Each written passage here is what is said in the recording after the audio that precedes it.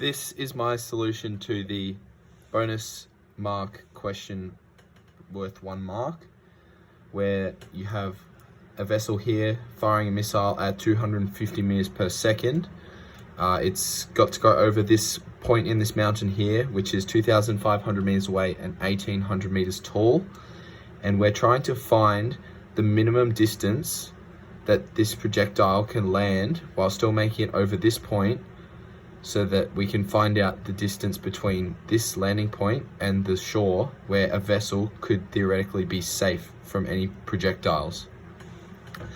So if it's traveling at 250 meters per second and it's taking off at an angle L, theta, you can work out the, you can resolve into its components, horizontal and vertical.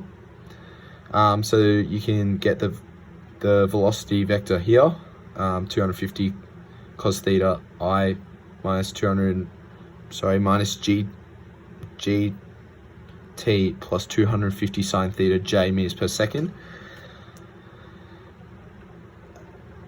If you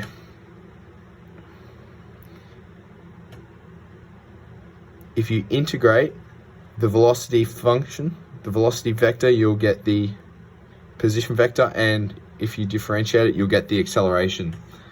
So we know that it has to pass over this point, which is the point 2,500 and 1,800, which is right there. So you can substitute this point in. So the position vector would be 2,500 I plus 1,800 j meters. So I and j are just the horizontal and vertical unit vectors. So you can substitute that point into the position vector equation, so you can get these two equations.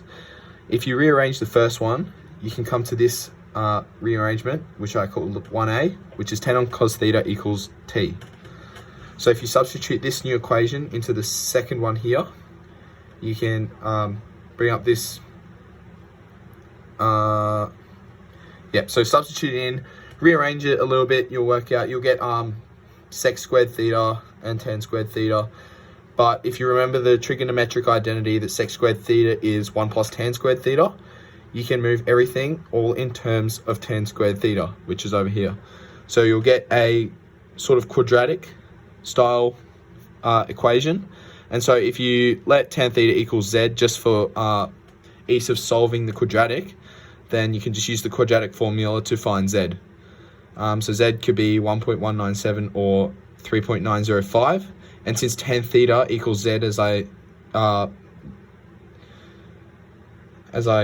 quoted here, you can substitute z as tan theta, or tan theta back into z, so you get these two values for tan theta. So that means you can find two angles. So 50.12 is the maximum range that you can achieve while still going over this point, and 75.63 is the minimum range you can reach while still going over this point. So this is the angle that we know that we are looking for. So if you substitute this angle, we can find the time when the projectile hits the water. So when the projectile hits the water, the vertical component of the position vector will be 0. So if you substitute we have our new angle into this vertical component here, which I found here,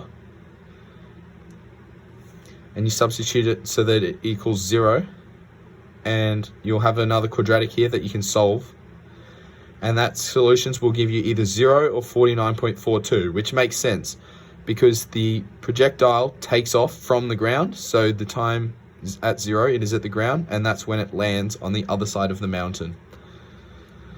So now you can find the range. So you'll get the horizontal component of the position vector, which were found way back here, 250 cos theta t. So you know the angle, you know the time, so substitute those two in, and you'll find the minimum range that the projectile can go over this point will be 3,066.3 meters. So now if the safe zone is x, then x is the minimum range of the projectile minus the distance from the the takeoff point to the shore, which is 2,000 plus 300 extra meters from the top of the mountain to the shore. So x will be 3,066.3 minus 2,800. So therefore, x must be 266.3 meters. So this means that the vessel will be protected for a range of approximately 266.3 meters from the shore. So this is assuming that, or neglecting the height of the vessel and other factors such as air resistance as well.